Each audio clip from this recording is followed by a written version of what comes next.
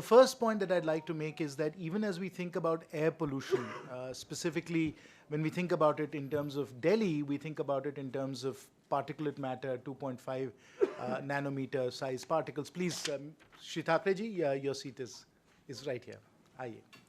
So we tend to think of it in terms of particulate matter, but that is only the tip of the iceberg when we think about air pollution, because what we do have to take into account is what is happening with carbon emissions in Delhi. We have to take into account how we are handling construction, how we are handling the growth of vehicles. So it's actually a very serious and important health issue, but really underneath are a whole series of issues linked to our development and the nature of our development, and how India should think about a greener, cleaner future. So that is an observation that I'd like you all to perhaps reflect on.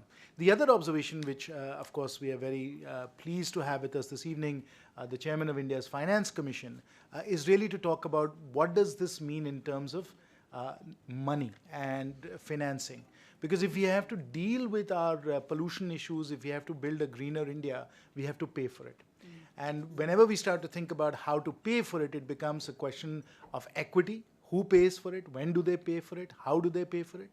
And at the same time, it becomes a question of, do we have the most cost-effective solutions, and can we genuinely unleash market forces to be able to resolve these kinds of big challenges? So even as we get into this discussion, I think thinking about the larger set of issues associated with pollution, with air quality, with environmental quality, I think is something we should consider. And we should consider also, how in fact we are going to end up paying for this, because even specifically when it came to Delhi air pollution, there was a lot of contestation between the city of Delhi, the national capital region, the adjoining states, and there was no, at least to my cursory reading of the newspapers, there was no clarity on how the different states and Delhi would come to some kind of way of dealing with the problems of air pollution that we have. So, and I think that's endemic to many of the environmental issues that we deal with. And because, of course, we, as I said, are very fortunate to have the Chairman of the Finance Commission with us tonight, I'd like to ask Shri N.K. Singh ji to start with his keynote address. Thank you very much, Shri Singh. Thank you very much, Jayant. Yes, the issue of the right to breathe, which happens to be provocatively the broad theme of this evening interaction. I've often thought that the right to breathe, which is of course like the right to life, because basically you cannot have any life without the ability to breathe, but the right to breathe in terms of the right to clean air. So should the right to clean air be equivalent almost to the right to breathe and therefore the right to life? In that sense, would it be appropriate if this was considered to be a fundamental right as much as any other ways in which we look as a fundamental right? In this country particularly, I think then, since the issue of fundamental rights are pretty much debated and discussed, I've often asked myself the question that isn't the right to clean air, which is so basic to the ease of life, a fundamental right? No standalone legislations on the right to breathe and the right to clean air has been enacted nationally by any governments. And therefore, I wonder sometimes, and I wonder particularly because during the last episode of the pollution to which the moderator, Mr. Jayant Sinha, alluded to, the Supreme Court had to repeatedly pull up many state governments, many entities, and many organizations for having not done what was considered adequate enough to be able to ensure the kind of pollution levels which would be acceptable to human life. So this is one thought which has struck me on whether we need to move ahead in pushing the button on this by making the right to clean air somewhat in the nature of a legislative right which is capable of being enforced in a court of law. Now, since Jayant, you mentioned about clearly, this is one area in which the problem is not unique to India. We will be discussing this in the Indian context, but this has, of course, international ramifications. Regrettably, which we all know, the progress in regard to a credible set of measures on global warming, climate change, has continued to elude success. We have all known about what happened in Rio. We know about the Kyoto Protocol. I happen to be both at Rio. I happened to be at Kyoto. At that time, I was somewhat romantic on what the world would collectively able to do. I never realized that even comparatively more innocuous set of issues, which in Paris came up in 15, we took the lead. India took the lead for the Solar Alliance, but alas, many other countries, who, without going into those details, sought to really not play as much of an active role. Also, I think that there is obvious disappointment that, notwithstanding imponderable and incontrovertible evidence, the I wouldn't use the word failure, but the somewhat less than optimal outcomes of the recent Madrid talks have been left many people wondering on what really is the path forward. And what happens to all these classic issues which we have dealt with in the broader framework of global warming and climate change? Nobody is now talking about adaptation, which is inevitable. I think that all countries and all regions have to face these issues of adaptation. Mitigation is a consequence of adaptation. Issues of capacity building go along with issues of any credible way in which you are going to handle these consequences. And I think that if you look at the set of issues which are connected to global warming, climate change, some of these issues will come to the forefront, which require an international response going beyond national responsibilities. As far as India is concerned, as far as the central government's policy is concerned, we are committed to reducing our energy intensity and the increasing use of renewable energy to meet the targets which we had voluntarily taken upon ourselves in accordance with the Paris arrangement of reducing it by 2020-30 to increasing dramatically the percentage of renewable energy and also reducing the energy intensity of our economic activity, which is part of the process. So I think we are on that trajectory, and many national initiatives which have been taken in this regard. Particularly, I'll come to that subject of the National Clean Air Program, for which the first year was 2019, which has already demonstrated some virtuous circles around which other efforts can be made. But I think as I looked at the limited issue of from the viewpoint of the resources being made available, since Jayant, this is the subject which you alluded to directly as far as my current responsibilities as the chairman of the Finance Commission is concerned, I look at the problems in three dimensions. First and foremost, I clearly look at it that part of the problem would be to get all stakeholders on the same page and to the same commitment. This is not an issue where, for instance, the pollution caused by Punjab or by Haryana would respect the boundaries of a state like UP, but would not seamlessly travel to other states from where it may or may not have originated. So in that sense, if we look at the problem from a national perspective, the problem becomes that apart from action at a national level, there are problems which have to be taken at subnational levels, who have become important players. And after the 73rd and 74th Amendment of the Constitution, action to be taken by urban local bodies, by the village panchayats, and by district panchayats. So how does one get all stakeholders who are there on the same page?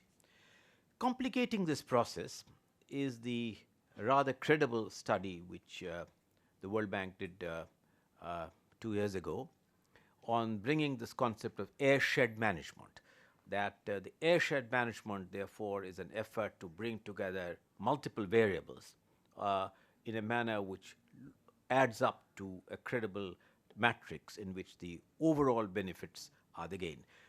Let me give you an example of this. One of the issues which many of us would be having at the top of our mind would be Delhi gets the impact every winter just after our Diwali celebrations or celebrations of light, where we burn some firecrackers, although there are now restrictions on it.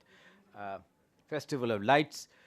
Around that same time, Delhi also gets the impact of the issues of agricultural operations in the adjacent state of Punjab, and that the process of burning the paddy straw, which is the main crop that the state of Punjab grows, the impact of that burning process begins to impact the particulate air quality in a city like in a city like Delhi, or in some of the adjacent states like in East UP and in the state of Rajasthan.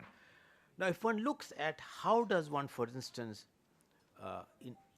what does one do to ensure that this process of burning of paddy straw is discouraged? Does it require technology solutions?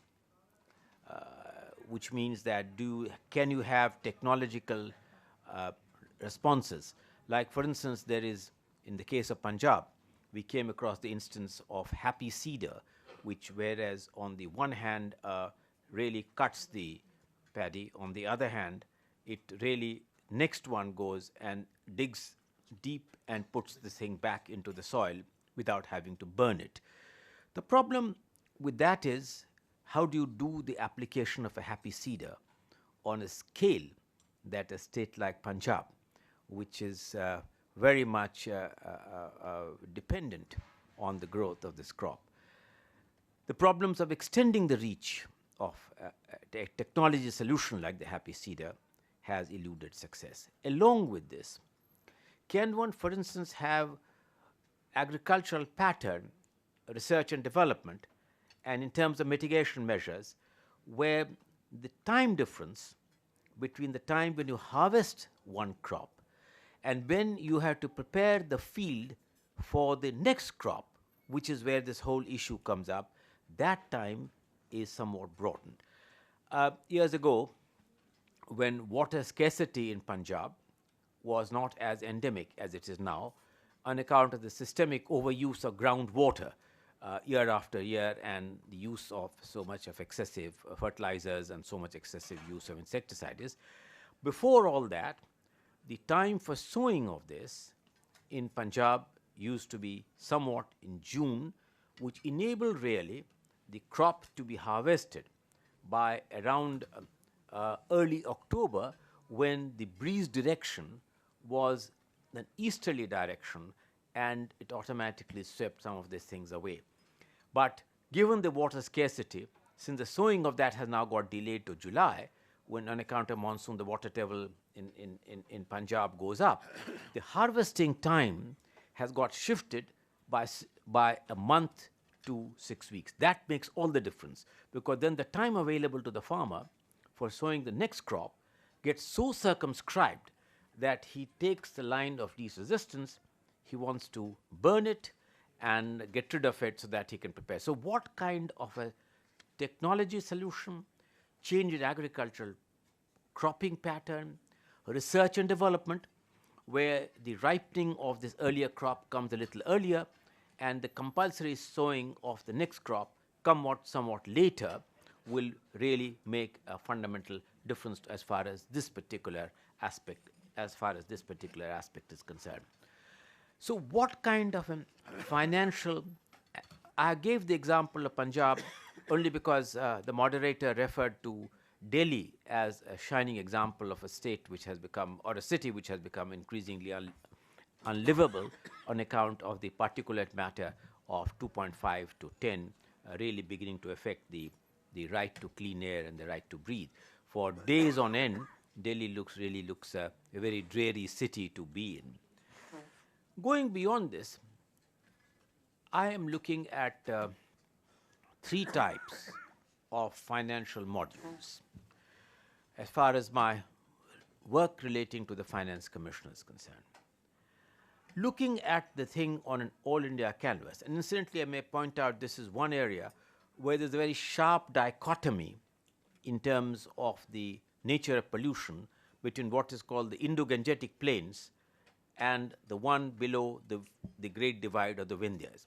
And that this is a problem which is really very serious as far as north of the Vindhyas is concerned, particularly the area covered by the Indo-Gangetic, popularly known as the Indo-Gangetic plain. So I have, the Finance Commission is seriously considering dividing the cities in India into three categories. Into category 1, which is cities which have a population of 1 million and plus. Category 2 of cities which have a population of below 1 million but up to 100,000, and tier 3 cities of below the 100,000 population. What I'm considering doing is that the financial resources which I make available to the urban local bodies, and they are quite a bit dependent on the resources which the Finance Commission makes available to them. I'm thinking of introducing 50% of that money to be available contingent on transparent way of a monitorable performance criteria with a single criteria of making progress on reducing the particulate matter between 2.5 and 10 over a period of time. And that is more like a national challenge fund which the urban local bodies can garner those resources provided they meet this particular criteria of reducing the pollution in the category of 2.5 to 10 RPM. Now, fortunately, we have now got pollution real-time data in which most of the tier 1 cities can be monitored on pollution data almost on a real-time basis. The reach of this is being extended, and depending on how fast we are able to do so, if the data is captured, then I think that this is one way in which municipal authorities and tier 1 cities can be incentivized through the availability of these resources to make efforts within the framework of the airshed concept articulated to which I subscribe to bring it between 2.5 and 10 milligrams. Now, tier 2 cities is not facing such a serious problem of pollution, but there also a much smaller percentage would become available. So this is one way in which the allocation mechanism of resources available to urban local bodies incentives can be used for encouraging the voluntary compliance on reducing pollution levels in these states on a transparent criteria. Seriously, the Finance Commission is considering this for its award period, which we cover. We cover an award period. This time, we'll cover an award period of 6 years over the life cycle of the Finance Commission, and therefore, those are very substantial sums of money. The second issue is how, as far as the other components are concerned, particularly construction activity, to which was mentioned by the moderator as being another area which leads to particularly the dust particles in the construction activity. So, in a sense, what I'm doing for the tier 1 cities will capture this, because it will be for the municipal authorities then to look to the phasing, timing, and the use of this, which reduces the dust particles during the construction phase by making such alterations in design if they wish the outcome to really result in a reduction in the particulate matter between 2.5 and 2.10. As far as the agricultural operations are concerned, which I mentioned earlier, it will require more research and development into cropping patterns which are somewhat different, diversification of cropping patterns, crops which do not require this kind of a cycle, and that's a changes in mindset, changes in agricultural activity patterns, which are far more complex than and would not lend themselves to very easy solution. So there are issues on the construction sector. Nature of industrial activity would begin to impact also cities which are contiguous to industrial activity, and one can use the mechanism of additional financial incentives to be able to achieve that. Now, would that be adequate? And that's where I began, and that's where I will end. These are incentives, but can incentives alone be adequate to take care of this problem which is staring at our face? Do we also move from incentives to some kind of punishment? And because India now has a nationally committed clean air program, should we have a combination of incentives and punishments crafted by a legislative process which would enable the twin forces to work, the force of disincentives and the market force of incentives, and what kind of a financing module would be adequate to be able to deal with this. Of course, going forward on this, as one looks at the issues on the whole global debate, one of the areas which I would suggest that in the global debates we need to give greater thought to is this entire area not merely of carbon trading, but carbon quotas, and of encouraging emerging markets who have not occupied too much of the ozone space but deserve to be treated in an equitable way, non-discriminatory way, but realizing that having been latecomers in this should not really be penalized. This should be true of national action and international action. I read an extremely illuminating article only today, little realizing that this was a subject on which I was expected to make some remarks, written by Ken Roghoff of Harvard University today, when he's written that piece on the issues of carbon trading, carbon quotas, and having a carbon fund, and whether these kinds of global approaches would really, to some extent, break the current stalemate, if I may use that expression, in the ongoing progress in regard to global warming and climate change. So the issues of global warming, climate change are complex, and the more the world lives in a state of denial, the more seamlessly and effortlessly we have already crossed that 2.5 temperature. At the current rate, we will be heading to close to 3 degrees, which will make this planet a completely unlivable place to be in. But if we want to stay in a state of denial by finding every convenient technical reason for delaying the conclusion of these negotiations, we will do so at our peril. This requires concerted action by all stakeholders at international level, at regional level, at the country level, at the subnational level, and at the level within the subnational level of the local tiers of government, all of whom have an important responsibility to bear. The right to breathe and the right to breathe non-polluted air is central to mankind. It is central to our life quality. We owe this to ourselves, and we owe it to the future generations. So I just wanted to make and share some thoughts with you on the use of financial modules of a combination of action at the level of national governments, and some pointer at where I think I would want to see the international dialogue go. Thank you very much, Jayant.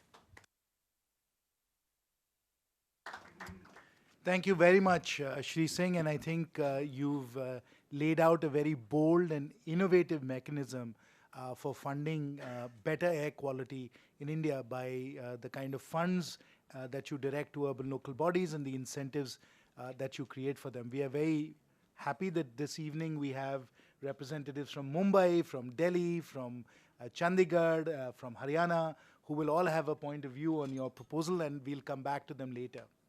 But first, we are also very pleased this evening to have with us two leaders when it comes to environmental policy making, representing two countries that have really been at the forefront of dealing with these challenges. And we have Prime Minister Clark and Prime Minister Tobgay who are here, and they have themselves as policymakers taken some very interesting and very bold measures in this regard, and their countries are certainly at the forefront of dealing with these issues. And so I'd like to ask Prime Minister Clark to give us her views on how to address these issues. Well, thank you very much, moderator. Good evening, everyone. And let me start my remarks by following on from the wise words of the Chair of the Finance Commission. And I think you clearly laid out some of the complexities of dealing with the local challenges faced here in India. But when you ended your comments, you referred to the trajectory the world is on at the moment towards not a future in which global warming above pre-industrial areas stays below 1.5%, but actually a trajectory that's leading to global warming of over 3 degrees. And this is completely uncharted territory.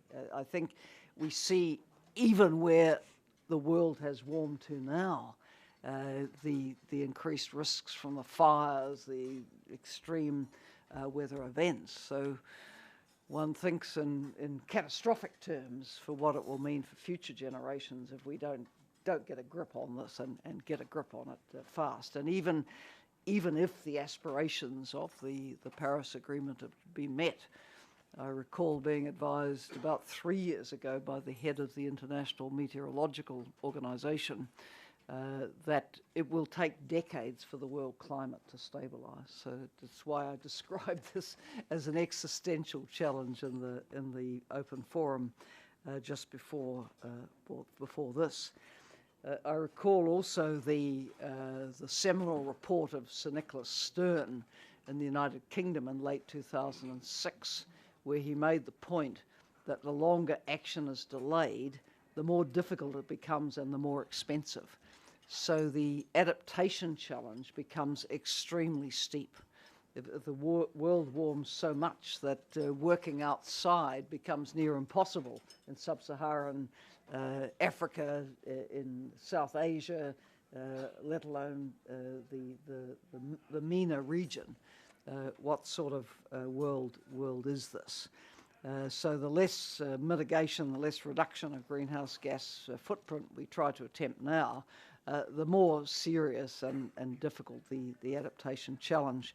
I've often found, particularly in the 8 years I was attending climate change conferences of parties for UNDP, that there were two conversations going on in the room. The West was talking all the time about mitigation and reducing the greenhouse gas footprint, which is extremely important.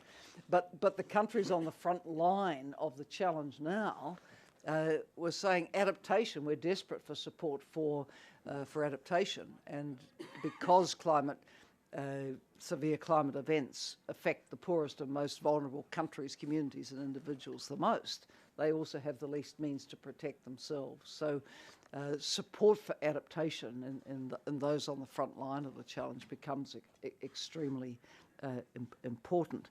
Now, I was also fascinated by what the Chair of the Finance Commission said about framing the air issue as a rights issue, the right to clean air. And that, of course, raises some rather interesting transboundary issues, whether it's within a state like India with its states and one state's actions or inaction affecting another, or whether it's across national boundaries. One thinks, for example, of being in Singapore and Malaysia when the fires are burning in the peat in Indonesia. If we frame this as a right, what are the future legal implications of states taking each other through international courts and tribunals?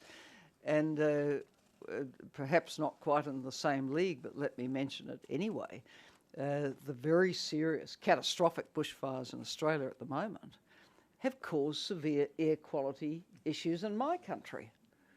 Now, we're not at fault for any of this, but our premier tourism resort, Queenstown, background for many Bollywood movies, I should say, suffered the most atrocious air quality conditions, as did the rest of the South Island.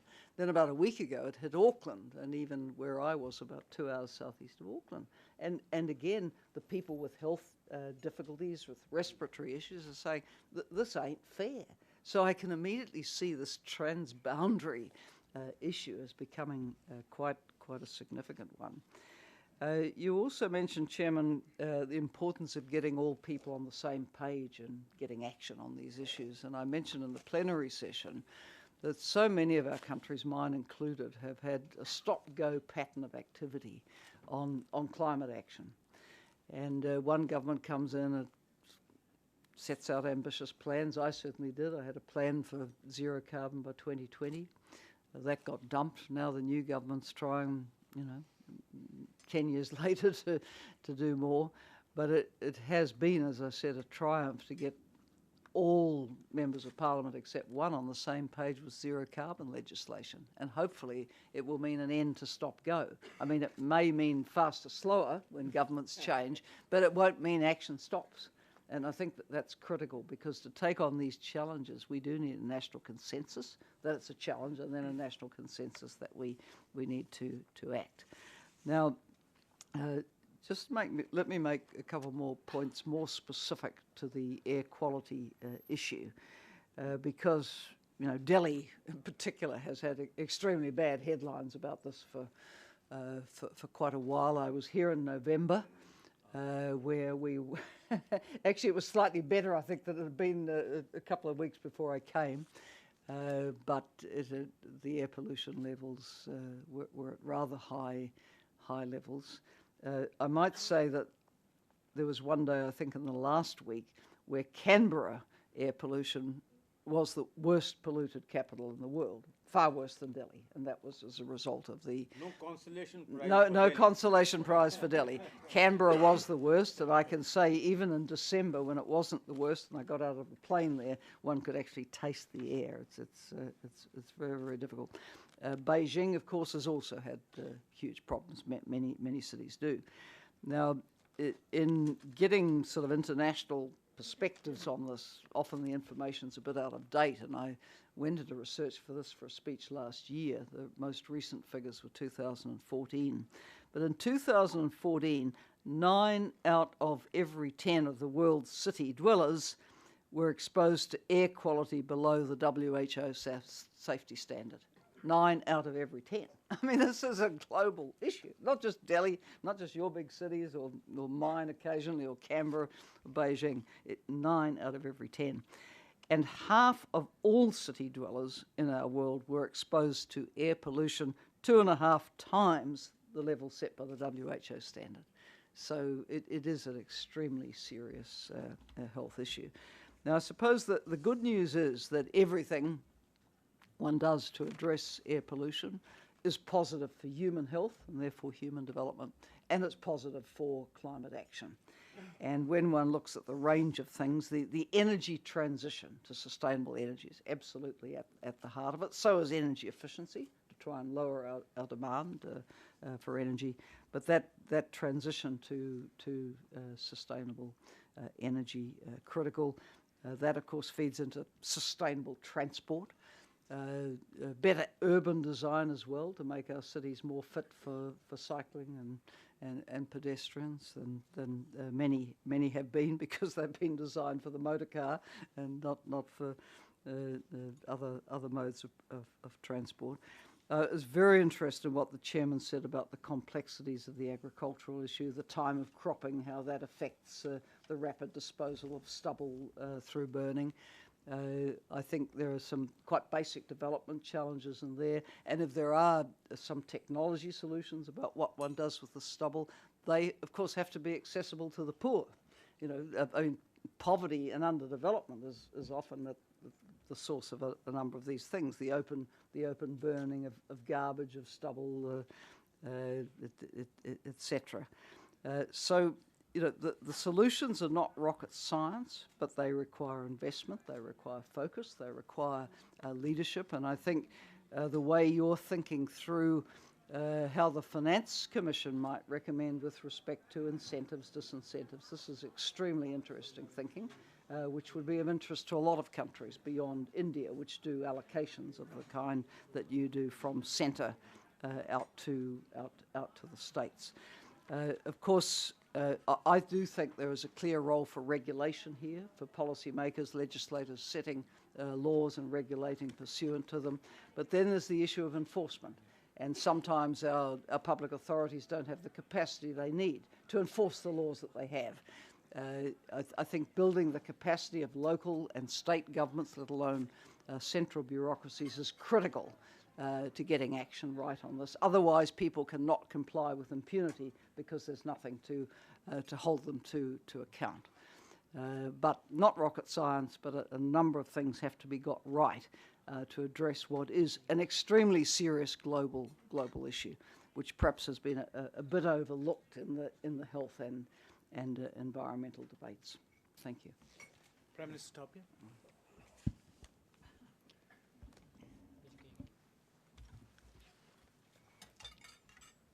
Thank you, Mr. Sinha. You mentioned that Bhutan and New Zealand are on the forefront of dealing with climate change issues. You're correct, and Bhutan, at least, is also in the forefront of bearing the brunt of the effects of climate change. And this is ironic because Bhutan is the only carbon negative country in the world. We sequester I think we need much. a round of applause. More carbon, not just New Zealand getting to net zero, but being carbon negative. Yeah, we are heavily negative, 3 times negative. But we are sandwiched between 2 of the world's largest polluters. And as a result, our fragile, landlocked mountain ecology is bearing the brunt of pollution and climate change. And I think this is ironic. Mr. Singh mentioned he equated right to breathe with the right to live and life. And I think that's very accurate. Every country in the world, every constitution in the world guarantees the right to life. And since there is a direct connection between breathing and living, if you guarantee the right to life, you should guarantee the right to breathe. While they are similar, you could also differentiate between the 2 rights, given what Mr. Sinha in his opening address stated about particulate matter and greenhouse gases. I believe that while greenhouse gases will affect our right to breathe, it is the particulate matter that is the challenge at hand. Particulate matter in Delhi and most other polluted cities is the challenge at hand. This is what's compromising our right to breathe. Whereas greenhouse gases are contributing towards challenging our right to live. Greenhouse gases is going to destroy the habitation as we know it. And greenhouse gases is going to make Earth unfit for life, at least human life, in the future. And therefore, right to breathe, we need to control particulate matter. Right to life, we need to curtail greenhouse gases. Now in these 2, both particulate matter and greenhouse gases, I want to share my observations and where India has challenges and opportunities. In greenhouse gas emissions, India's emissions is 2 gigatons every year. Gigatons of carbon equivalent every year. But the opportunity is that India's total emissions is just 7% of the global emissions. America's is 15%, China's is 30%. Now, this is not to say that India mustn't and shouldn't and wouldn't have to do more. I believe that that 7% will grow and grow at alarming rates if we are not careful. And the opportunity is that India knowing that it is only 7%, knowing that even though it contributes 2 gigatons of carbon every year, carbon equivalent every year, can still improve its track record yet further. The other, in terms of particulate matter, I look at cities. Now we look at the 10 most polluted cities. 9 out of the 10 are in India. But look at it differently now. I went through the list of 500 cities that was prepared by based on WHO data. 500 most polluted cities. And of the 500, 32 are Indian. Just 32. Of the top 10 most polluted cities, 9 are Indian and none are Chinese. Of the top 500, 283 are Chinese. Which goes to say, while India has many of the most polluted cities in the world, it has many other smaller cities and towns and hamlets and villages that are not yet polluted.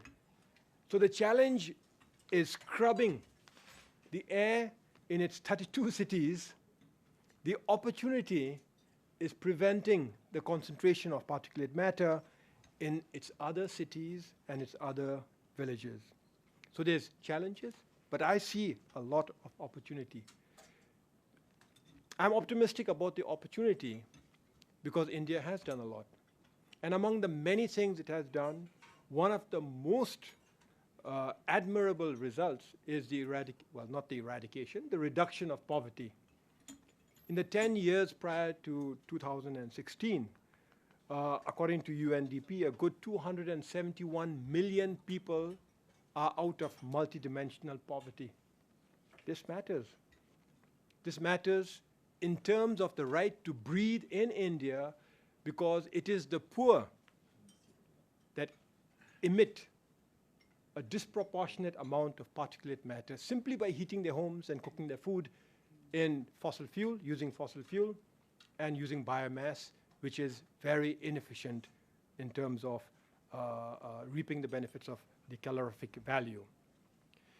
And so India has had successes in terms of fighting poverty. One good example is the LPG gas that has been distributed. I've read that 100 million households have benefited from free LPG gas. I haven't yet found out what that translates into reductions in both greenhouse gases and in particulate matter. Another initiative that must bear fruit in terms of reducing particulate matter is electrification of homes. 25 million homes have been electrified in the last 6 years. In Delhi, 5 million households receive 200 units of electricity free of cost. And all this must add up to reduction of particulate matter in the air. Yet, Delhi is very polluted. And yet, 9 of the 10 most polluted cities in the world belong to India. So therefore, a lot more has to be done. For instance, India's commitment to go all electric in terms of road transport by 2030 must be met. And these policies will contribute towards improving the quality of air, which will, by extension, contribute towards giving people the right to breathe. I am very excited to hear about Mr. Singh's financial incentives and policy nudges to improve the quality of air in the cities, and then to improve the construction and agriculture, because all of them contribute to pollution that not just sits in the Indo-Gangetic plains. They actually seep in through the Himalayas. And once they seep into the Himalayan valleys, they have absolutely nowhere to go. And right now, sir, they have started to enter Bhutan. So if right to breathe is a fundamental right, if it is a human right, and if it is recognized as a trans-border issue, then my country will have to issue a bill to correct the infringement of our right to breathe. We are making good progress in a sense that Bhutan and India collaborate in the development of hydropower. Hydropower benefits Bhutan because we have access to all our electricity is renewable, by the way, and all our excess electricity goes to India, which does offset carbon in India. And so I think this right to breathe, I see it as a fundamental right. I see it as linked to the right to life, but I see it as a transnational issue, an issue that can be solved, and an issue that especially Bhutan and India, at least in our immediate neighborhood, can solve. Thank you.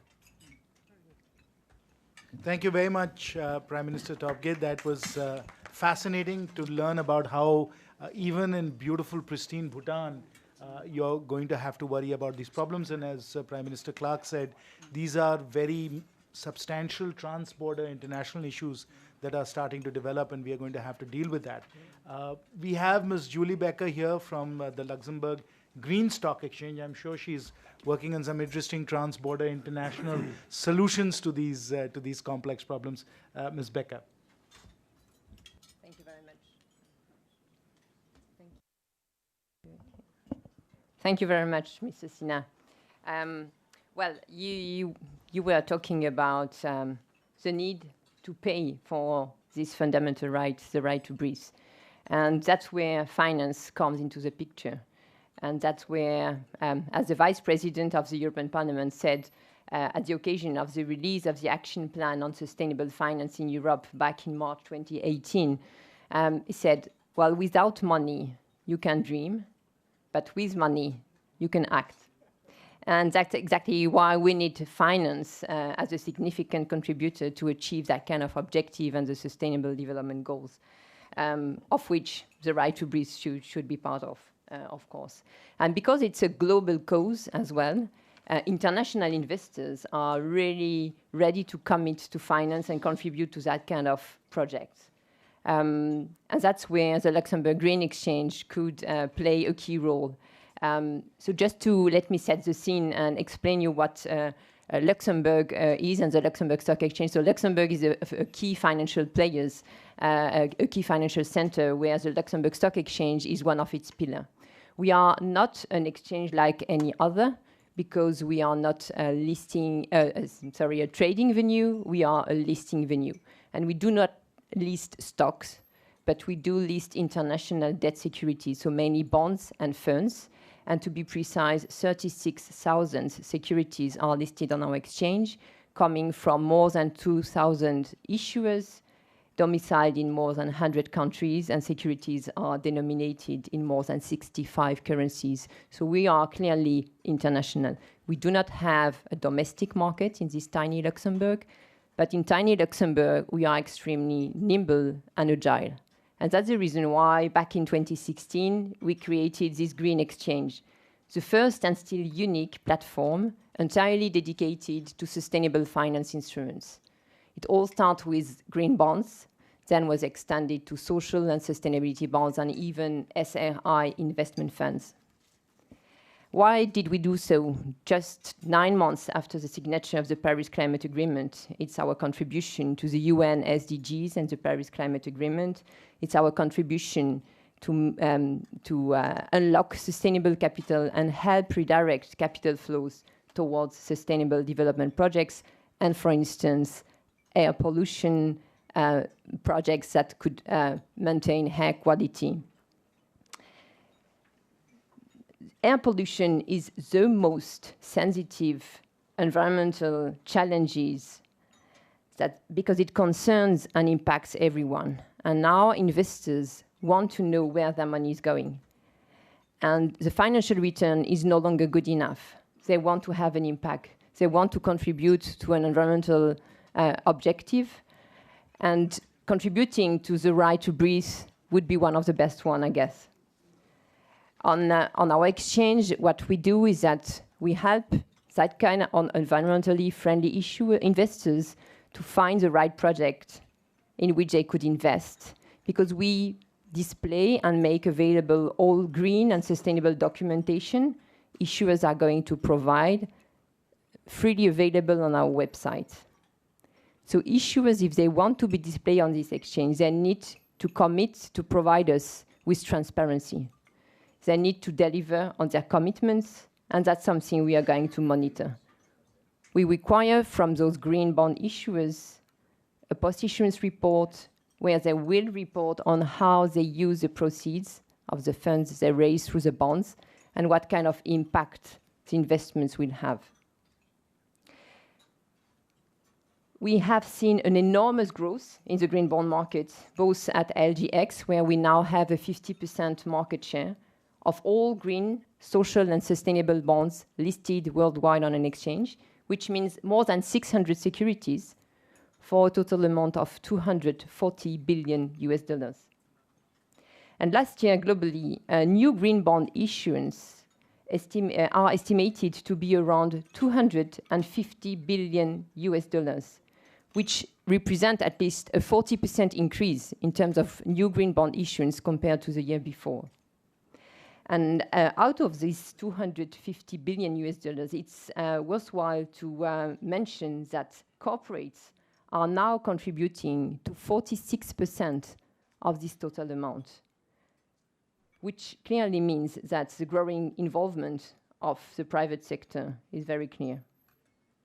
And if we look more broadly at the sustainable debt market, global cumulative sustainable debt issuance reached $1 trillion US back in October 2019.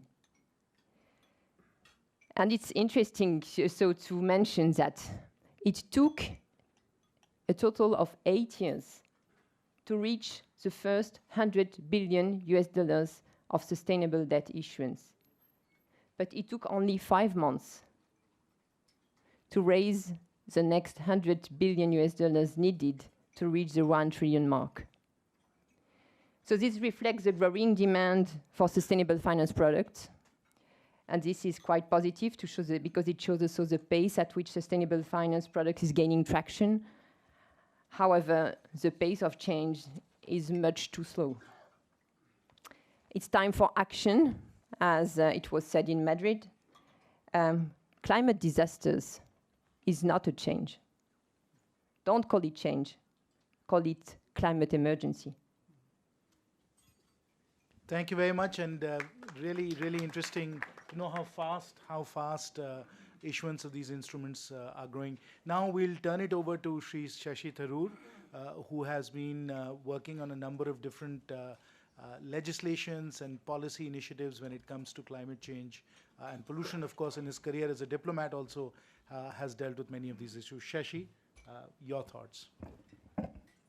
Thanks, Jens. I mean, the thing is that I've actually been trying for the last 3 years to get some political buy-in to this by organizing a roundtable of MPs on, particularly on the issue of clean air, which I have been doing in Delhi for the last 3 years. And it's been difficult in our politics to get enough bipartisan involvement. But this year, for the first time, the environment minister himself attended, and we're trying to broaden the base, because one of the startling things about the entire air quality issue in India is how low is the salience politically. People don't win elections or lose elections because of air quality issues, and politicians just don't give it the importance we need. I saw my good friend Helen Clark talking about how shocking it was that in so many places the air quality was 2.5 times the WHO limit. Right now in Delhi, it's 304, which is 12 times the WHO limit, and that's a good day by our standards. If you look at the official India Air Quality Service announcements, you've got a category called good, then there's satisfactory, there's moderate, there's poor, there's very poor, there's severe, and there's emergency level of severity. Well, 2/3 of the winter days in Delhi are between severe and emergency.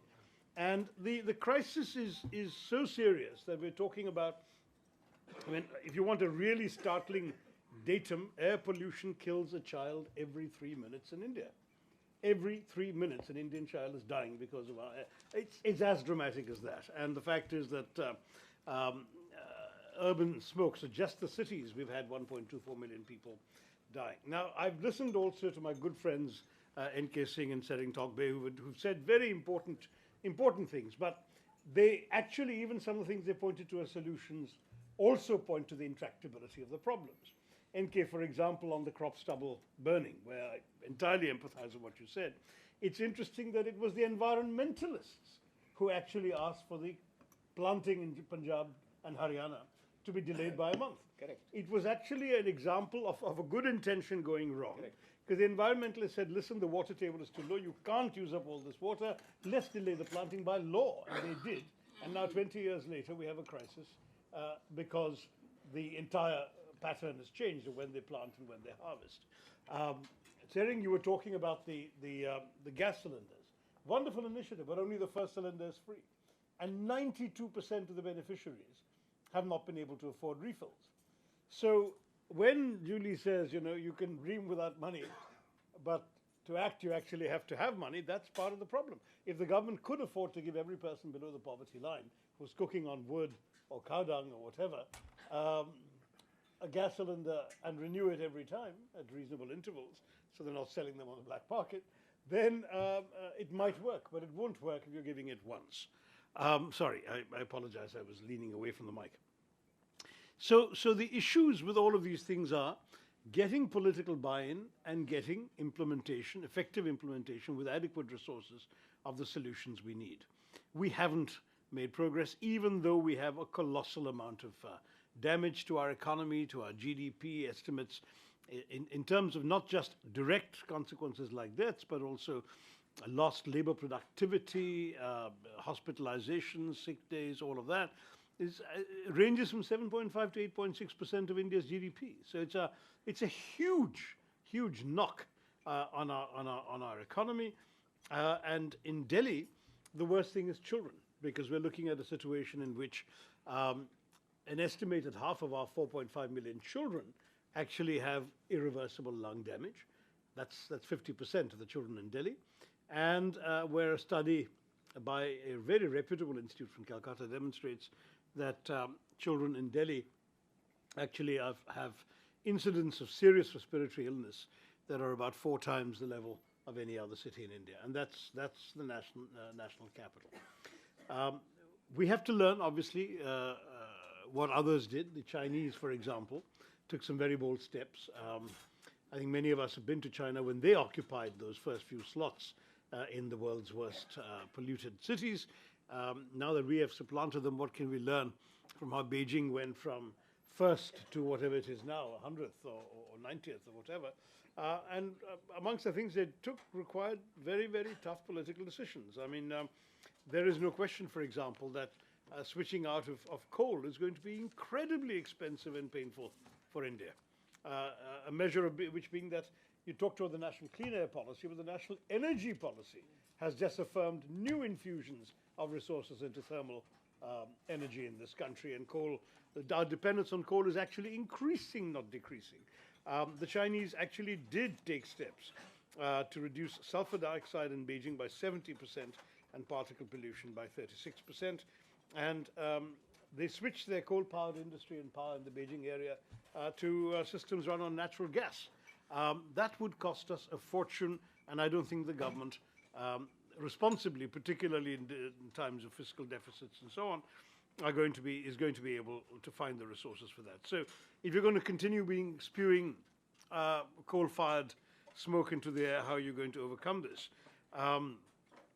There are other major issues, some of which, for example, there's now the Transport Ministry is taking very specific steps on phasing out older cars, requiring other kinds of progress. But as a politician, at the risk of sounding cynical, I'm going to say when a government in 2015 announces a target for 2030, you can be sure they're not going to lift a finger to fulfill it, because in 2030, neither the minister who made the promise nor the government he represents is likely to be around. And that's simple political reality. You set a target far off enough that it doesn't become your fault when it's not fulfilled. These are genuine challenges because Beijing has been boasting now, impressively, the 20 million residents in Beijing will live an estimated 3.3 years longer because of the measures they've taken over the last 10 years. I mean, I'd love to be able to say that about the residents of Delhi as well, not least because I and friends I care for are living here. I'm not sure I want them to have a shorter lifespan. But the difficulty is, how do we raise it up the political ladder? I'm very glad that we have here representatives of more than, how many political parties are we? I count at least 3 around the table. And I certainly hope that we will see more salience. It's gradually climbed up because the media finally woke up to the whole Diwali pollution crisis, when at the time of a major festival in India, which is usually marked by firecrackers, we ended up with particularly unbreathable air. Today's 304 AQI, PM 2.5. Diwali, it peaked over 1,000. In fact, it couldn't be measured beyond 1,000, so it may have been well beyond. And that's the kind of crisis we've had to face. So I'm not the resident pessimist. I don't want to rain on anyone's parade. I'd like to see N.K. Singh's financial incentives work. I'd like to see setting Top Gear's hope and optimism work. I'd like to see Helen's concern about how we can get the poor to live better lives so they can avoid all of this work. But I just want to point out to the obstacles, because there is an enormous level of international commitment also required to make this work, which includes things like helping transfer green technologies at next to no cost to developing countries. That isn't happening. And it's not happening because Western countries who have these technologies tend to say that they are in the private sector and therefore governments can't transfer them. You will have to work out your own arrangements with the private sector, and that may well be... Shashi, I'll have to ask you to conclude. We have a number of other speakers as well. That's the last point. So my worry is, how do we get enough international buy-in and resources to supplement national buy-in and resources so we can actually get some progress on what otherwise seems to me an intractable problem? Thanks. Thank you very, very much, Shashi. As I said, we have a number of representatives of different regions, different parties here, and we've obviously heard some very interesting perspectives already. It would be, I think, very valuable and provocative to hear their views as well. We are very fortunate to have Shri Aaditya Thackeray here from one of India's largest cities, Mumbai. He has been somebody who's been leading the battle on environmental issues in the city of Mumbai. So I'd ask Shri Thackeray to give us his views. Thank you, sir, for letting me speak and voice my views out here. Firstly, thankful to everyone for attending this session, because it's very important for all of us to realize what an emergency this is. What is very important right now is, when we speak about air pollution, when we speak about climate change, when we speak about environmental issues, we need to realize that the next big clash of civilization is going to be because of environmental issues. Because so many places in Maharashtra, so many regions I see, and it's not just Maharashtra, I'm looking at a global perspective as well, people are migrating from one place to another, taking their cultures from one place to another, because those places, be it because of air pollution, water pollution, drought, floods, rising water levels, they have to move from one place to another, take everything they have, including the climate, including the culture, including the heritage, to another place. And that is where the next few battles of our civilizations might happen. In this whole debate of air pollution, in this whole debate of climate change, what I really believe is time is essential. Our targets, like Dr. Tharoor said, cannot be 10 years down the line. Our targets cannot be 20 years down the line. They have to be now. Just about 15 years ago, when I watched this movie, The Day After Tomorrow, it was, I think, the year 2004, 2005, it all seemed very scary. At the same time, a little distant in the future. I thought the day after tomorrow was actually the day after tomorrow, which is something like 50, 100 years down the line, not in our lifetimes. But what I see right now, when, not just as an environment minister, but as someone who's 29-year-old, roams around the country, roams around my state, facing 5 years of drought and 1 year of excessive rainfall, I've realized that time is essential for all of us, and all our targets must be today. For example, when our state of Maharashtra banned single-use disposable plastic, it was the year 2017. And we had to take that decision right from then onwards, because we actually interacted with a lot of companies dealing with plastics, and we said, look, our target is not 2022 like most other states. Our target is 2017. But When we start off, like when I said, it's not only a policy matter, it's not only a matter of clash of civilizations. We have to make rapid interventions, smaller interventions that can actually give results right now. For example, a couple of standards that we've set in the last 2 months for all our municipal corporations. And we have to look at this issue not just as an issue of air pollution, but an issue which is interlinked with every other pollution. We have issues of water pollution, we have issues of droughts, of floods, of climate change, we have issues of urban and rural India, which matter largely to all of us. For urbanization, the first fact that we have to take into account today in India is we are no longer scared of urbanization.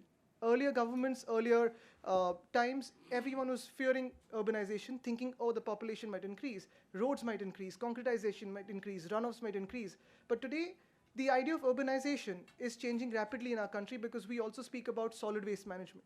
We speak about stormwater drains. We speak about STPs, which is effluent treatment plants. So when we speak about that, we have set 4 major targets in our state of Maharashtra in the last 2 months, which I believe can be replicated everywhere.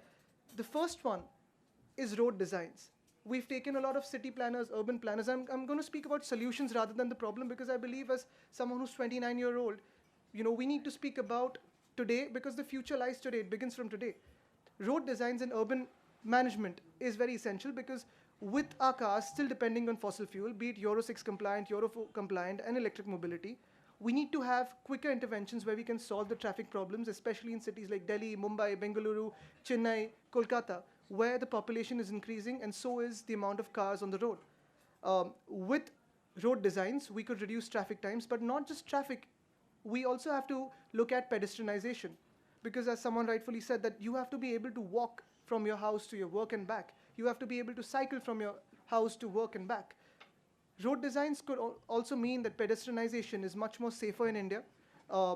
Essentially, refuge areas for pedestrians, cleaner streets, cleaner pathways to move around. But going beyond that, we also have to look at transit-oriented development in a city like Mumbai, in a city like Kalyan Dombili from the state that I come on, or in other states, because we need to look at railway stations, we need to look at metro stations, we need to look at last mile connectivity around which housing could come up, around which your commercial establishments could come up. So I believe transit-oriented development is essentially needed. The fourth thing that I've set as an agenda for all the municipal commissioners in our state is to give incentives for eco-homes, be it solar panels, be it STPs, be it water treatment, be it vertical gardens, be it waste segregation. All these features included in housing societies, we're giving them property tax rebates. These are some quick wins we could achieve, and small impacts could actually give a larger collective impact. Every drop in this ocean counts. Of course, when we talk about roads, when we talk about traffic, when we talk about eco-friendly measures, we also are speaking largely about e-mobility. As someone in 2014 who was just 24 years old and who had traveled to London and seen some electric buses, I was very fascinated and I pushed the Municipal Corporation of Mumbai to bring in 6 electric buses. Today, we are acquiring 300 electric buses. But we cannot just stop here because when we speak about electric mobility and when I started speaking with all the companies that are into electric mobility, I also realized that at one place we're burning coal and supplying that electricity to our electric mobility. We have to create an ecosystem that supports electric mobility. We have to have hydel power, we have to have solar power, we have to have wind energy, whatever is renewable, whatever is green, that in different price bands that is supportive of the common man who can actually afford electric mobility, we have to bring that to the forefront.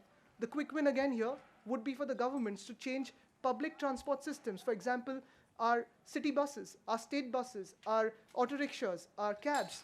We have to move that, or the aggregator cabs with things like Ola, Uber, we have to move that to electric mobility. It's only when we start off as governments, when we set examples to the people, will people start changing their own cars. I believe that would be another quick win.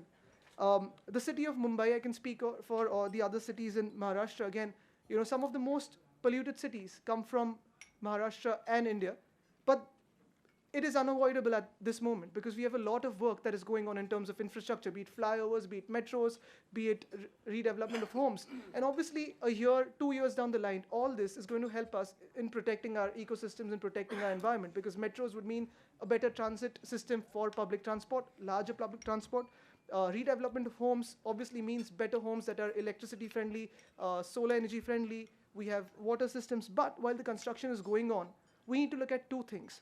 One is all the rules for construction management, are they being implemented? Are they being followed? Because obviously when a truck moves out from a construction site, is it being clean enough? Is there dust particulate that is being released into the air? Are we calming that down by any measure possible? That, and the second thing is beyond just construction measures, are we looking at something like urban forests? Just recently in the last 3 months, what we've taken up in Mumbai is the concept of urban forests. We've got 66 land parcels in Mumbai, which were just as they were, not being used for anything by the municipal corporations. We've taken them, and the municipal corporations planting 400,000 trees in those areas as urban forests. No concretization inside, because normally as city governments, when we look at parks, or when we look at gardens, when we look at forests, we also look at where concretization can come in, concrete pathways, concrete amphitheaters, concrete stages, so that is where the civil work happens, and that is where the contractors can earn money. And of course, the politicians out of it. But going beyond that, we have to look at where we can reduce concrete areas to bring forth urban forests, which can actually improve the air quality. That said, I believe that India also has a large problem of solid waste management, because we've spoken about the farmers, we've spoken about crop burning, we've spoken about how farmers lead to burning of crops, and then that moves to pollution. I also believe that we have to look at the urban problem of solid waste management. Again, I draw back parallels to my own city of Mumbai, because we've been working in that space for 25 years as someone who's interested in politics and in city governance. I've been looking into it for the last 5 or 6 years, obviously not for 25 years, I'm only 29 years old.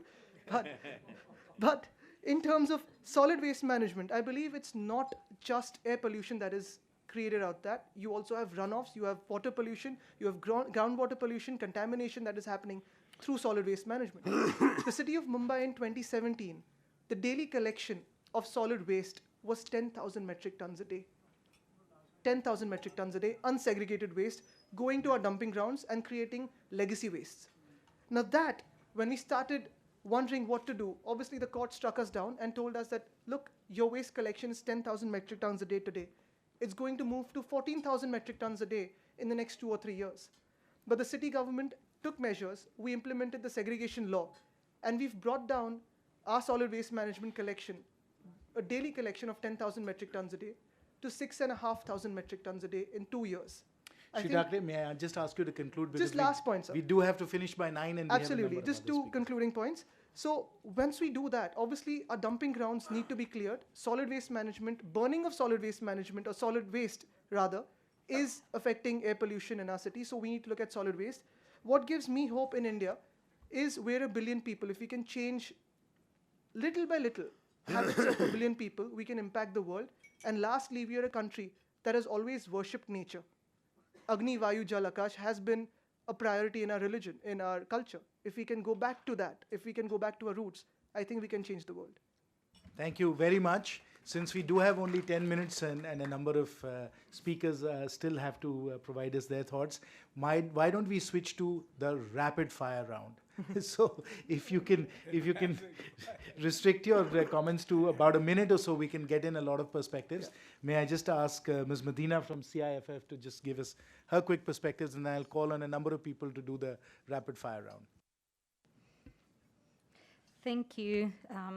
Given that I only have a minute, and I agree with a huge amount that has been said, just briefly on the Children's Investment Fund Foundation, we are London-based. We are the largest foundation dedicated, private foundation dedicated to children, with offices in London and also in Delhi. We dedicate over $150 million on these issues. Climate and air quality are at the heart of what we care about, because we consider that to be an absolute critical need to deliver children's future. There is not climate justice without addressing this issue.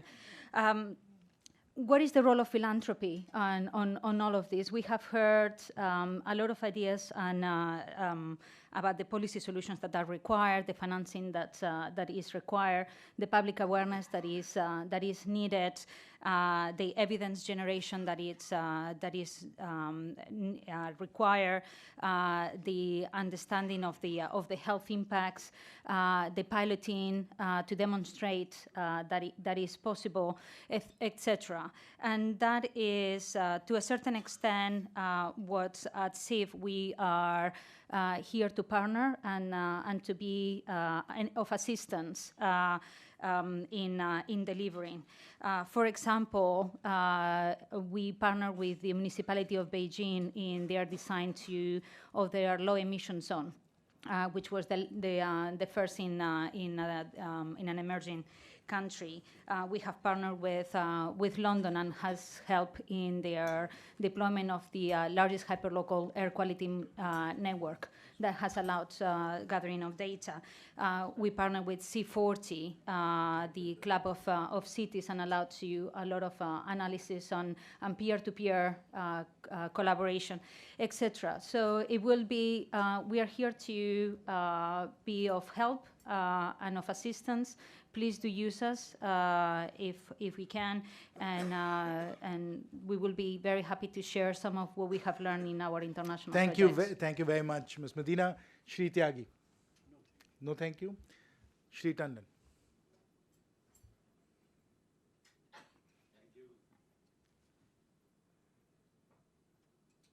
Just press the on-off button. Yeah. Thank you, Jayant. I think we heard a lot of big cities. I come from a city which is just over 1 million in the north of India, that is Chandigarh. I just wanted to say one thing, that there are only two body parts which work 24 hours. One is the lungs and other is the heart. So we've taken care of the heart at many places, but the lungs are the one which are getting ignored all over. I feel that in Chandigarh we have done remarkably well in terms of this part. All the places which are constructed beyond 500 square yards, we've made the solar energy compulsory for them. So you'll find that Chandigarh has emerged as one of the best solar cities of the country. The other part is that what I feel is that since all of us can't see end of this century, but it's time for us to begin. It's time for us to teach our children. It is time for us to tell them that this is what is required, because today's children, as I heard Mr. Tharoor, that he mentioned that after 15 years, we do not know what is going to happen. But we also know that our children are going to survive. Tomorrow our children and grandchildren, they are going to ask this question to us, that what did you do for us? So I think Jayant is giving me signals. All the best to everyone. I Thank have you. unfortunately reached the brutal stage of the session where I have to be very rude. Gaurav, if I may ask you. Thank you, moderator. I think just 2 points. We are here all as legislatures. So in countries where we have a strong progressive environmental protection laws and strong environmental protection agencies, it is very necessary that we resist any attempts to decrease funding or weaken those laws. So what we, as a legislature here in the US, vis-a-vis the environmental protection agency, is quite of concern.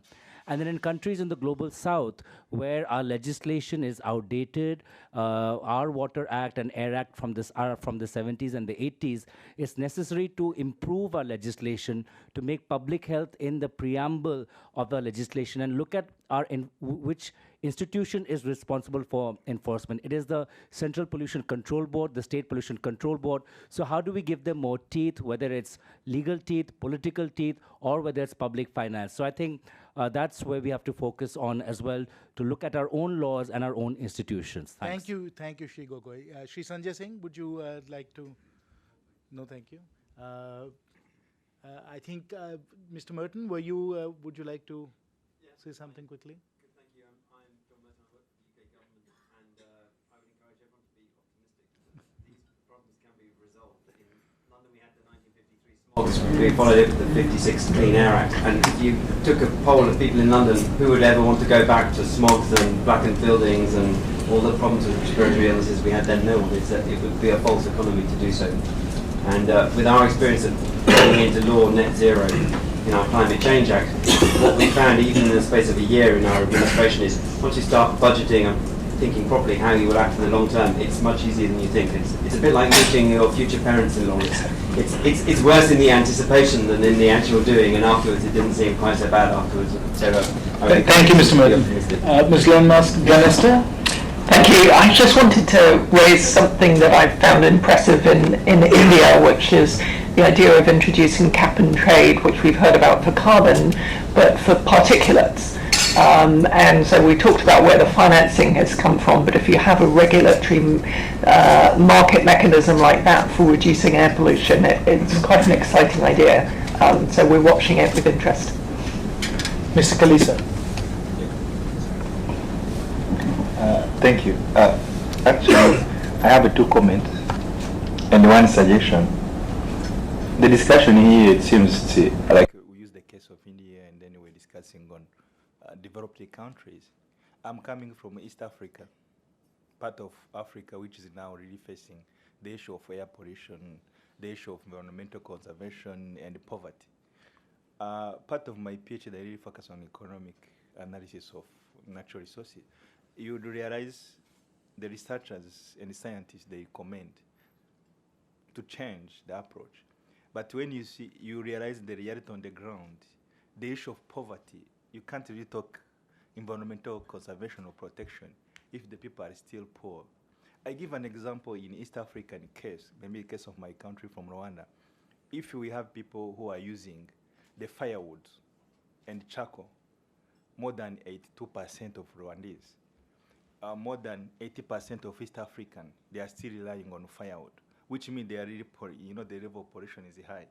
And when you go to balance or to reconcile the level of the pollution reduction and the level of poverty, how can you propose the environmental conservation?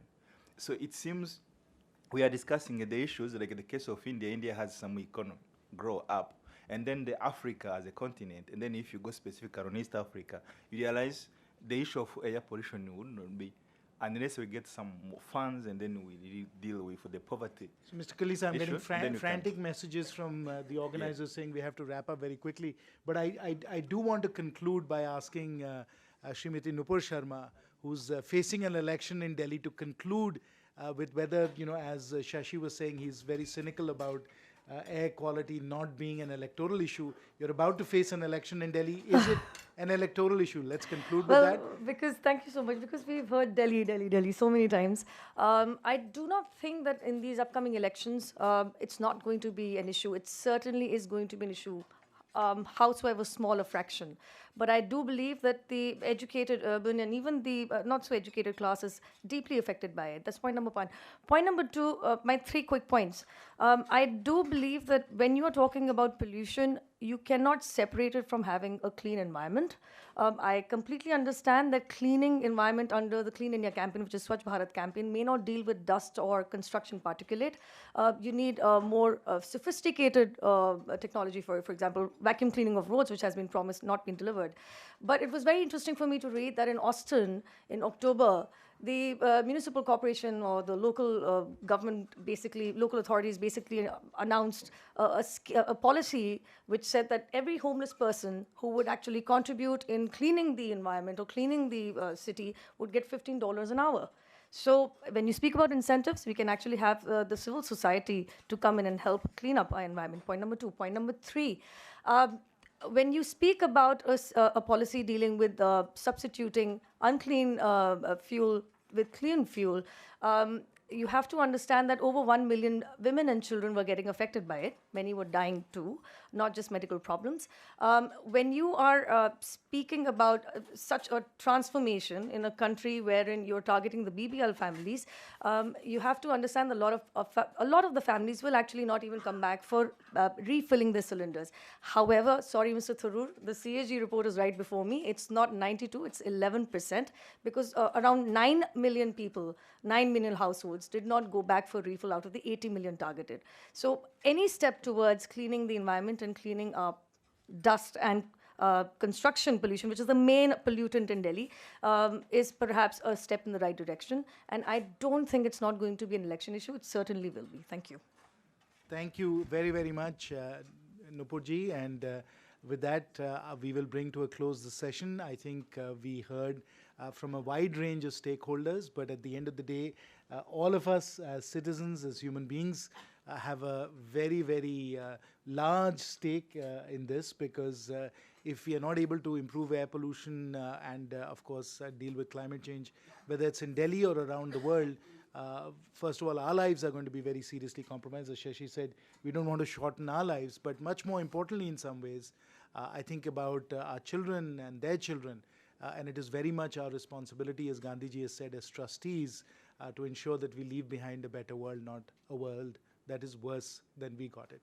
So with that, I think let us sort of sally forth with more energy, more motivation to tackle these wickedly difficult problems. Thank you all for a very engaging session. Thank you.